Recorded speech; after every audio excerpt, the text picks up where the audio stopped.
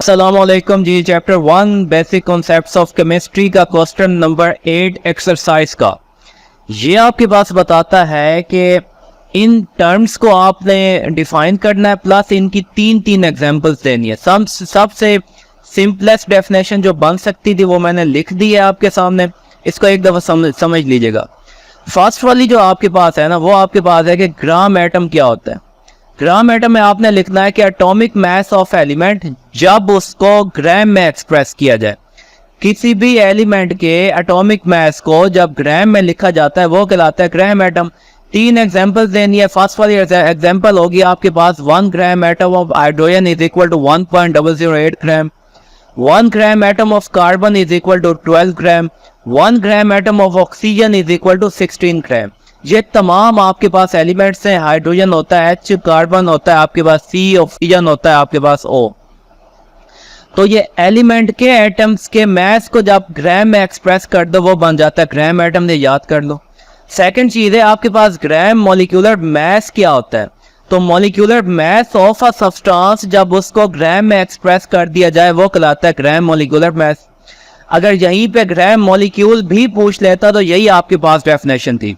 Substance, किसी भी substance के मॉलिक्यूलर मास को जब ग्राम में एक्सप्रेस कर दिया जाए वो कहलाता है ग्राम मॉलिक्यूलर मास, या यहाँ पे आप लिख सकते हो इसी को ही बोला जाता है ग्राम मॉलिक्यूल।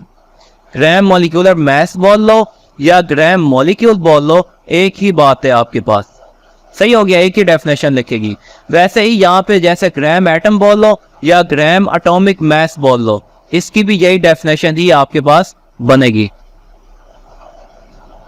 अच्छा, इसकी एग्जांपल देख लेते हैं ग्राम मॉलिक्यूलर मास की कि 1 मोल ऑफ H2 आपके पास एक मॉलिक्यूल है, इसका 1 ग्राम मोल। ग्राम मोल का मतलब कि ग्राम मॉलिक्यूल आपके पास ये बन जाएगा 2 ग्राम। 1 ग्राम मोल ऑफ O2, एक ऑक्सीजन का होता है 16, तो 2 ऑक्सीजन का आपके पास हो जाएगा 32। अच्छा, 1 ग्राम मोल ऑफ H2O, एक H का होता है 1, एक ऑक्सीजन का होता है 16, तो 16 मल्टीप्लाई बाय 2, ये आपके पास कितना आ जाएगा, ये आ जाएगा आपके पास टोटल 18 ग्राम। नेक्स्ट आपके पास है ग्राम फार्मूला। तो जब भी किसी आयनिक कंपाउंड के फार्मूला मास को ग्राम में एक्सप्रेस कर दिया जाए वो कहलाता है आपके पास ग्राम फार्मूला।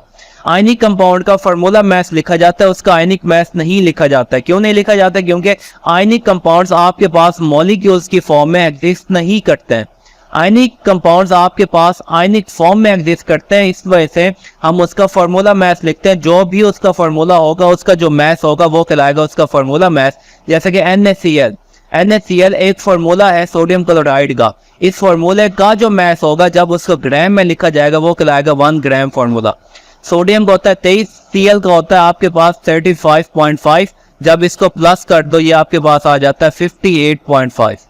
नेक्स्ट आ जो AgNO3, इसका आप लिखो तो नाइट्रोजन का होता है 14, ऑक्सीजन का होता है 16 मल्टीप्लाई बाय 3 एंड Ag का आपके पास होता है 107। इनको प्लस कर दो आपके पास आ जाएगा 170। एक सोडियम का होता है आपके पास 23, तो 2 सोडियम थे 23 मल्टीप्लाई बाय 2, प्लस एक कार्बन का होता है 12, प्लस एक ऑक्सीजन का होता है 16 मल्टीप्लाई बाय 3, तो टोटल आपके पास आ जाएगा 106 ग्राम।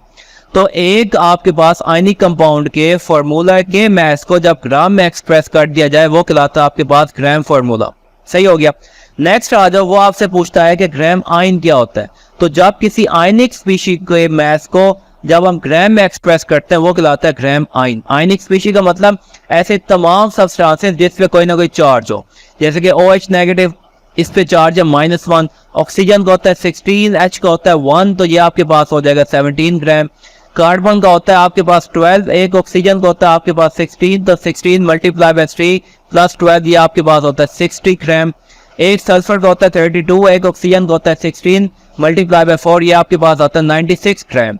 तो ये तीन एग्जांपल्स हैं, इनको आपने याद करना है। इसके साथ साथ आपने इनकी एक डेफिनेशन, छोटी छोटी डेफिनेशन है, इनको याद करते जाओ, ये आपके पास शॉर्ट क्वेश्चन बन के आ जाएगा। समझ आ गई बात? तो ग्राम एटम मतलब कि एलिमेंट के एटम के मास को जब आप ग्राम में एक्सप्रेस करते हो, ग्राम मॉलिक्यूलर मास जब सब्सटेंस के मॉलिक्यूल के मास को ग्राम में एक्सप्रेस करते हो, ग्राम फार्मूला जब आयनिक कंपाउंड के फार्मूले के मास को जब ग्राम में एक्सप्रेस करते हो, एंड आयनिक मास का मतलब कि आयनिक स्पीशी के आयन के मास को जब आप क्या करते हो ग्राम में एक्सप्रेस करते हो, वो क्या बन जाता है आपके पास ग्राम एटम या gram atomic mass, gram molecule या ग्राम मॉलिक्यूलर मास। ग्राम फार्मूला या इसको ग्राम फार्मूला मैथ भी आपसे पूछा जाए तब भी यही बनेगी आपके पास।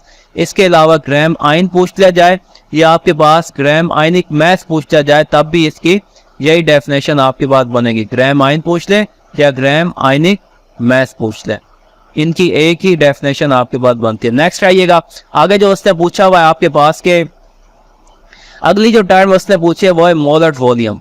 तो हम देखते हैं कि मोलर वॉल्यूम आपके पास क्या होता है।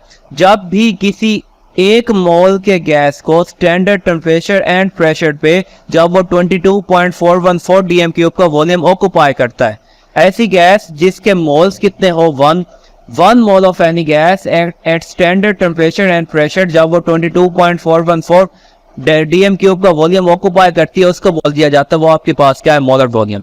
जैसा कि आपके पास एक गैस मौजूद है CO2 का गैस का एक मोल इक्वल टू होता है आपके पास 44 ग्राम के, क्योंकि एक कार्बन का होता है 12, 2 ऑक्सीजन का होता है 32, टोटल आपके पास बन जाएगा 44 ग्राम।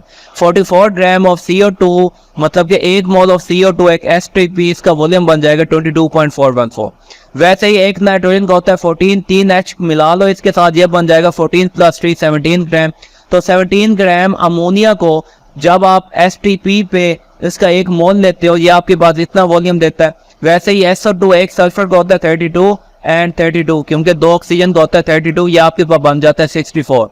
तो 64 ग्राम SO2 मतलब कि एक मोल SO2 का वॉल्यूम STP पे आपके पास आता है 22.414।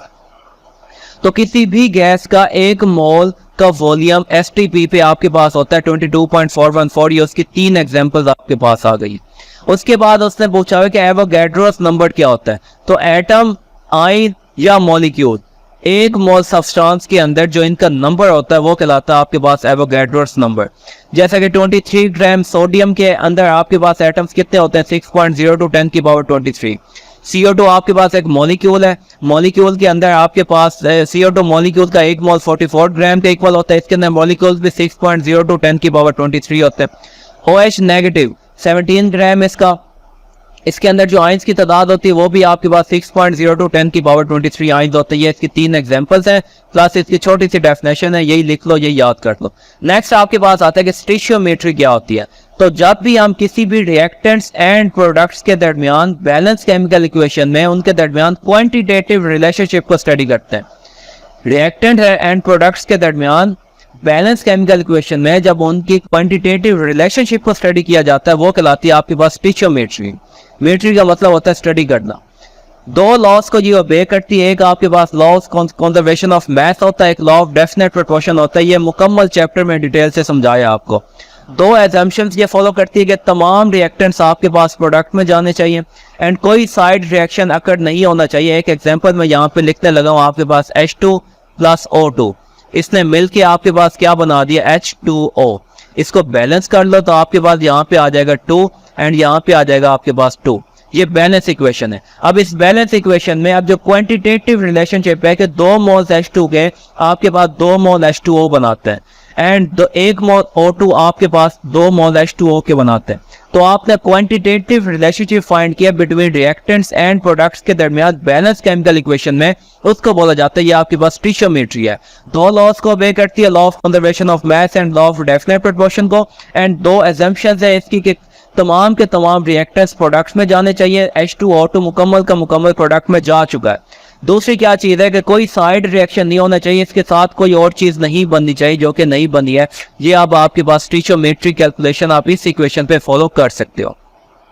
नेक्स्ट आइएगा, नेक्स्ट जो चीज़ उसने पूछी हुई है वो आपके पास है, उसने बोला है कि परसेंटेज यील्ड क्या होती है। तो परसेंटेज यील्ड का फॉर्मूला आपके पास होता है एक्चुअल यील्ड को जब आप डिवाइड कर देते हो थियोरेटिकल यील्ड से मल्टीप्लाई कर देते हो 100 से, तो ये आपके पास परसेंटेज यील्ड बन जाती है, या इसी को ही बोलते हैं ये आपके पास है एफिशिएंसी ऑफ अ रिएक्शन। इसी को ही एफिशिएंसी ऑफ अ रिएक्शन बोलते हैं एंड इसी को ही परसेंटेज यील्ड का भी नाम देते हैं। जब आप किसी भी रिएक्शन की एक्चुअल यील्ड को उसकी थियोरेटिकल यील्ड पे डिवाइड करके 100 से मल्टीप्लाई कर देते हो वो आपके पास आ जाती है उसकी परसेंटेज यील्ड उस रिएक्शन की। जैसे कि मैं आपसे बोलूं कि आपके टोटल मार्क्स कितने होते हैं, आपके टोटल मार्क्स होते हैं 1100 एसएससी में। मान लो आपने उस 1100 में से 1000 मार्क्स लिए हैं मैं चाहता हूं कि इस मार्क्स की परसेंटेज निकालो, तो इसकी परसेंटेज कैसे निकालोगे आप? जो मार्क्स आपने ऑब्टेन किए हैं उसको डिवाइड कर दो, जो मार्क्स आपके पास टोटल थे मल्टीप्लाई कर दो 100 से, ये आपके पास क्या आ जाती है उसकी परसेंटेज। वैसे ही किसी रिएक्शन की यील्ड निकालने के लिए जो उस रिएक्शन में एक्सपेरिमेंट परफॉर्म करने के बाद जो क्वांटिटी प्रोडक्ट की आई है वो कहलाती है एक्चुअल यील्ड। उसको डिवाइड कर दो, जितनी आनी चाहिए थी केमिकल इक्वेशन देखने के बाद वो होती है थियोरेटिकल यील्ड, मल्टीप्लाई कर दो 100 से। ये आपके पास एफिशिएंसी ऑफ रिएक्शन को शो करता है। कौन कौन से रिएक्शंस रिस्पॉन्सिबल होते हैं लो यील्ड के लिए, मतलब कि हमेशा याद रखिएगा आपके पास एक्चुअल यील्ड कम होती है थियोरेटिकल यील्ड की निस्बत। अब एक्चुअल यील्ड थियोरेटिकल यील्ड से कम किस किस वजह से होती है? 3 वजह से होती है। सबसे पहली वजह है कि साइड रिएक्शन अकर हो जाते हैं, प्रोडक्ट के साथ कोई ना कोई दूसरा ऐसा प्रोडक्ट बन जाता है साइड प्रोडक्ट जो कि नहीं बनना चाहिए था। दूसरा, अगर तो रिएक्शन आपके पास रिवर्सिबल हो गया, रिवर्सिबल रिएक्शन की एग्जांपल आपके पास ये होती है अमोनिया की फॉर्मेशन। जब अमोनिया की फॉर्मेशन होती है आपके पास, ये आपके पास रिवर्सिबल रिएक्शन होता है। तो ये क्या होता है, प्रोडक्ट आपके पास रिएक्टेंट पे जाना स्टार्ट कर देते हैं तो मैक्सिमम अमाउंट ऑफ प्रोडक्ट आपके पास ऑब्टेन नहीं होता, तो यील्ड कम हो जाती है। अगली क्या चीज होती है? Mechanical loss. मैकेनिकल लॉस की वजह से फिल्ट्रेशन हो गई, डिस्टिलेशन हो गई, वॉशिंग, ड्राइंग, क्रिस्टलाइजेशन, इनकी वजह से भी आपके पास क्या होता है, यील्ड की तादाद या क्वांटिटी कम हो जाती है। तो एक्चुअल यील्ड थियोरेटिकल यील्ड से खुद ब खुद क्या हो जाती है, कम हो जाती है आपके पास। तो ये आपके पास क्वेश्चन 8 था। क्वेश्चन 8 में उसने आपके पास 9 डेफिनेशंस पूछी हुई थी।